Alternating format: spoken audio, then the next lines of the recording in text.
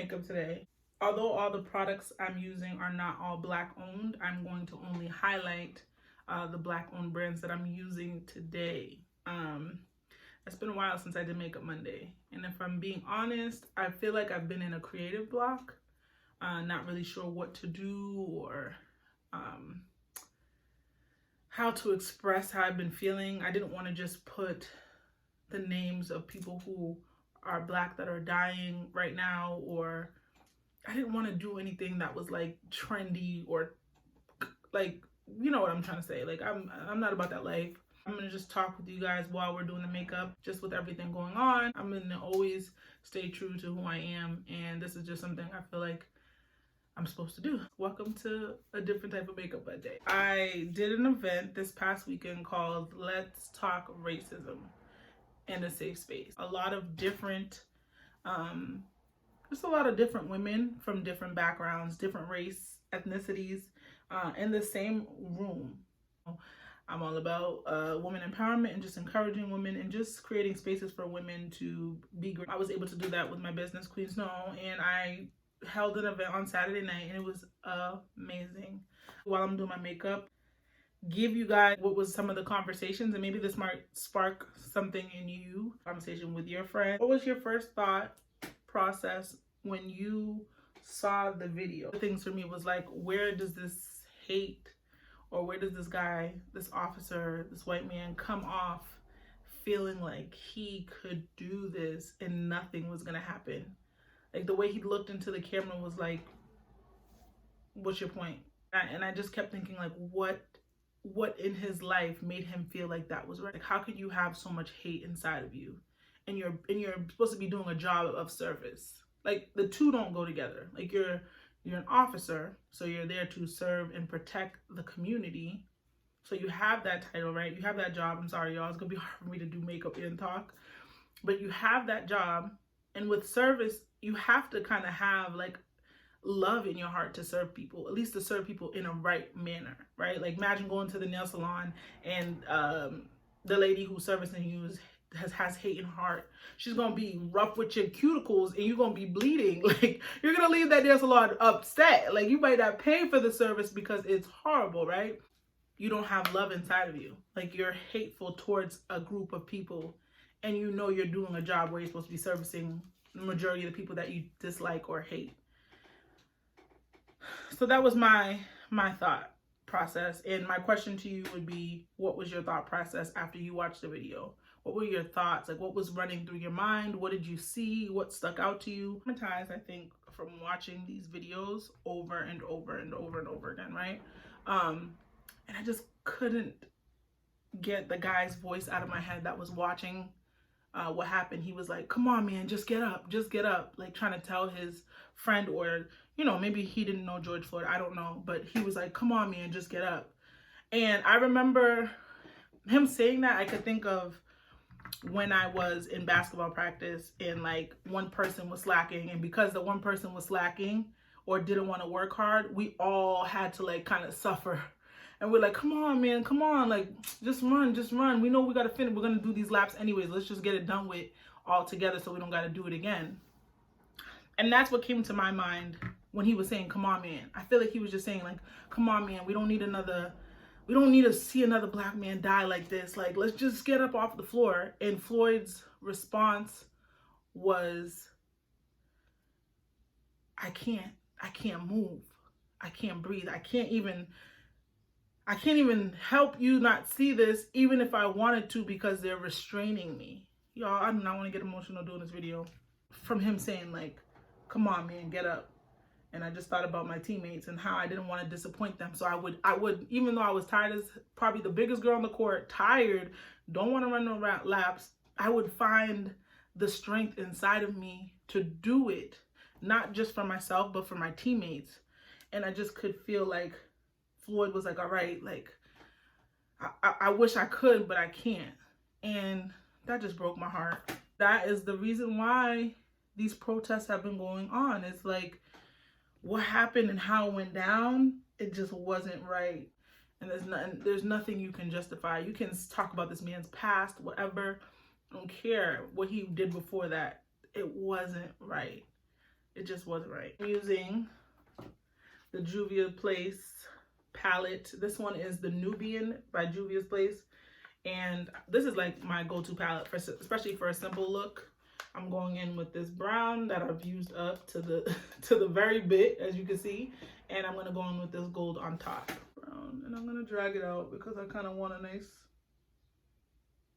dramatic tail. So the second question that I asked the girl, what was your first memory of racism? Whether you were experiencing it or you were just exposed to it. I was in, this gold is beautiful, by the way. Look at that gold. I was gonna drag it out, but I feel like, you know what, I'll drag it out. I went to a Catholic school, so I'm in 2nd grade, and I was a very vocal kid. I would go in the playground and I would talk about like things that teacher might have did during the day, and I was like, yo, this ain't right. You know, I'm in the back of the class, right? And I asked the teacher, can I use the bathroom? And she was like, no, Keisha, you can just go during recess. Now recess wasn't probably for another 30-45 minutes, and I was like, no, I need to use the bathroom now. She was like, no, you're not going right now, blah blah blah, you've been doing a lot of talking in the class, you ain't going. So I said, okay. There was this teacher's pet girl. I ain't gonna say her name because she maybe, what if she watches the video, right? But she asked to go to the bathroom right after me. And she was one of those people who like knew she was a teacher's pet and she can get away with anything. So she knew I was already upset. Like everybody on the playground knew what was up. Like I was mad about these teachers just always treating us differently, not allowing us to do the same thing as other students. And I feel like she kind of did it to kind of show me like, watch, I'm gonna be able to go to the bathroom, watch this. So y'all, she asked the teacher to go to the bathroom and the teacher let her go to the bathroom. Okay? And I was furious. Okay? I was furious. And when I tell you, at that point I was like, okay, something gotta give. And I didn't realize it at that age, but now as an adult I realized that let me just tell y'all the story. So I go to the back, I'm in the back of the room, so I go towards the closet, and my classmates are like, no, Keisha, don't do it. Whatever you're about to do, don't do it. And I was like, nah, I'm gonna take one for the team. And I went to the closet, y'all, and I pulled down my pants and I peed. And I remember everybody was just like, oh, because you could hear the little trickle. And at the time, the teacher's on the chalkboard, so she can't see what's happening. And I was like, when she turned around, I was just kind of like, now you're going to clean it up. Like, I was such a crazy kid. But that is the kind of energy that I had to give off. Able to treat us differently, right? And act like everything's cool. So I end up peeing. I get in trouble. I have to write the Gettysburg Address on the thing. My parents come to the school. Like, I got in trouble. And this is not a made-up story. Like, you can ask my childhood best friend, she will tell you this is facts. She was in class with me. I got in trouble, but at that time I didn't realize what was happening. I just knew that it wasn't right. And I think in 2nd grade, that was where I kind of learned that I'm gonna be treated differently because I'm Black. The question that I asked the ladies was, what's something that most recently you remember that was racism that played out in your adult life? Crayon case by Supa, and this is Black owned. It's called Chalk Dust Setting Powder. It's actually really, really good. I like this setting powder a lot, especially on deeper skin tones, so it doesn't leave that like ashy look. That's what I'm going to use before I apply any of my foundation and all that good stuff. And it comes with this little old school thing that my mom used to use when she was doing her makeup. For my most recent thing as an adult that I remember, when I worked at Sephora. My team was amazing. My team, they loved me. I loved them, to be honest. Like, we just always had a good time. My store was like a bomb store. I just dropped something, but we just gonna leave that there. They loved me because they knew me. They got to know me. Something I would see and notice is that, like, if a Black person came into the store or a group of Black people came into the store, there was a shift in energy. People would get nervous, especially if it's groups of Black people. And there's a shift. People get nervous. People feel like Remind you, and it's not like Sephora training. They tell you don't look at the person's skin and think that they're going to steal. Sally from down the block can be stealing too. Like, you cannot put a color on people who steal from retail stores. That's what they told us. But unfortunately, it's something that unconsciously maybe they don't know they're doing it, but they doing it. Somebody will walk in and immediately they kind of like tense up and they start kind of looking nervously. And they're just like kind of looking at the person, not realizing it, but they're kind of like following the person. And I feel like sometimes I would catch people doing it and they just like laugh nervously, like, ha, ha, like, yeah, you know. I'm like, no, I helped her. She said she was fine. She's looking for what she's looking for. But it's just like this weird thing. And I feel like even though they knew me and they loved me, right, and they were like, they got to know me on a human being level, like, forget that I'm black, right, but just we love Keisha and her personality and who she is, and we know that she's like just a loving person, right? The minute that they saw somebody that they didn't know that was black, it's like they're everything heightened, the nervousness, the unconscious racism. So racism is consciously, it can happen consciously, like you know what you're doing, and unconsciously. I think that would happen while I was in the store. And unfortunately, I think it will continue to happen. And I think that people in retail need to be real with themselves. If that's something that they do, you need to be honest with yourself. Why are you doing that? Why do you feel that way? Like, why do you feel that way when you see somebody who's black coming into the store? And another thing we ended up talking about after that conversation was that, like, as a black woman going into a store, I feel like the sense of like they felt like they couldn't come into the store and make a return. It's like you feel like, dang, like if I do this return, they're gonna look at me like I'm crazy, you know, or they're gonna think I'm trying to like scheme or whatever the case is. But I mean, other race of women that would come in and do returns, oh my goodness, they would come in and they would do returns. I mean, they have no shame in their game. They would do what they gotta do and they would not care. And I would see that black women would do it and feel like, dang, like, you know, like feeling like they might be being judged and just not feeling comfortable to even do a return. Remind you, they spent their money at this place and they didn't feel comfortable enough to do a return, right? And that just bothered me. It just bothered me because I know that people's character isn't based on the skin color of their skin color. I've seen it, you know what I'm saying? So it's unfortunate that we feel like we can't make returns, or we feel like we can't go into a store. Here's the kicker that we had a conversation about that got me. We felt like we couldn't go into a store and not buy anything.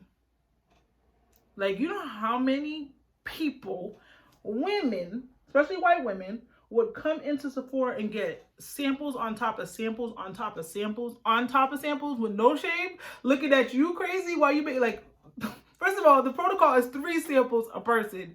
And these people would want to get like 5 samples out of you. And you're like, well, technically I'm not supposed to be doing all this, ma'am. But we talked about how we feel nervous, or we feel like we can't just go into a store and not purchase anything because we're going to feel like they think we're stealing or we don't got no money. And that's just crazy to me. Like, imagine going into a place and not being able to just look around, and if you didn't find something you need, you still wouldn't feel comfortable, so you just grab something. So just so that you can just feel comfortable and the people around you don't think that you're stealing or doing something you're not supposed to do. Like, that part of the conversation, like talking about what we experience seeing as adults, is like crazy. Because I know like a lot of things are happening on social media, and you guys are seeing these black men and black women being killed by police officers, right? And we don't want police brutality and things like that. But I'm trying to explain, and like maybe not even explain, but have conversations so you guys can see that it's not just police brutality. It's in everyday life. I think in this conversation, we got to talk about things that happen to us on a daily basis that we don't normally get to talk about. You know, like I feel like sometimes I can talk to obviously my black friends about it, but I wasn't, able to express that to people I work with, how we're going to move forward and just kind of participate in the change. For me, it's one thing to call it out, but to have empathy for the people that I'm calling it out to, and just to be intentional about what I'm doing and when I'm doing it. Sometimes you automatically assume this person doesn't listen to or doesn't want to be in this environment that you're that's just something I know that I'm going to be more intentional about on my end. But my question, and the question that I posed, was how are you going to be a part of the change? Because it's not just police brutality. And yes, that's a focus. And yes, we're tired of seeing Black men and women and children die from the hands of police. I'm tired. I am tired. In my relationship with God, I'm able to be real with him and be like, yo, I'm just not feeling earth right now. Like, the earth is ghetto. Like, what is going on down here? And I feel like he's allowed me this Makeup Monday to share about the change that I'm trying to do within myself and my brand, and my business. So with Queens Know, I was able to hold this event and have these different women kind of share their experiences with each other. And I think that's one of the things, obviously it's not the only thing, but it's one of the things we can do to see change. Putting glue on my lashes is what I got from Mike Todd. And nobody that we know created racism. Like, it's just something that's been passed down. It's inherited, right? Realizing that we didn't create this, but we can be a part of the movement of change. Oh, this is the wrong eye.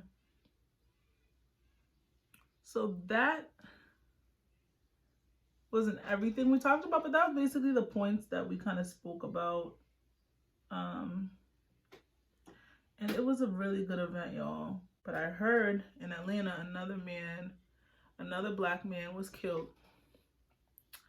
And you guys, this is something that, you know, I know people are frustrated. They're like, I'm protesting, I'm donating this money, I'm doing this, I'm trying to see a change, but, you know, it's not something that's going to happen overnight. It's definitely not something that's going to happen overnight. I know that I'm more than just a makeup artist. My Blackness doesn't go anywhere. So it's important for me to be present on my social media now more than ever, and to voice myself. Just kind of been taking a break on the creative tip and just really just trying to navigate myself through this time that we're in, this pandemic that is disproportionately killing Black people. Okay, we have it more than everywhere else. And then on top of that, just seeing Black men in the news dying all the time. I have brothers, I got a father, I am Black, my sisters are Black, I'm Black. So this is, yes, it's affected me. No, I'm not okay, but I'm gonna be okay. And I'm really grateful that I have a relationship with God, because I don't know how people just be out here and not have no belief. Like, there's so much stuff going on in this world, so much scary stuff. I'm just like, yo, what y'all doing? If y'all don't know the Lord, what are you doing? Like, what are you doing? Like, get to know him. Knowing him, I have a belief to know, like, certain things I just don't need to understand. Like, he knows it all, and because he got my back, I'm good. But I don't know how people do it when they don't believe in nothing, because it's hard out here. I'm just gonna do my baby hairs. I think this is my first time doing a Makeup Monday without a voiceover. Some of the Black brands that I use today for this Makeup Monday look, I'm just gonna show you guys briefly. I use Contour Cision by Crayon Case. And the colors are Pink Me, Rose, Ross, Raven, Bricky, Bobby, and Trophy. And I actually didn't put the highlights, so I'm just going to pop a little bit on there. I do like this palette. It's really, really nice.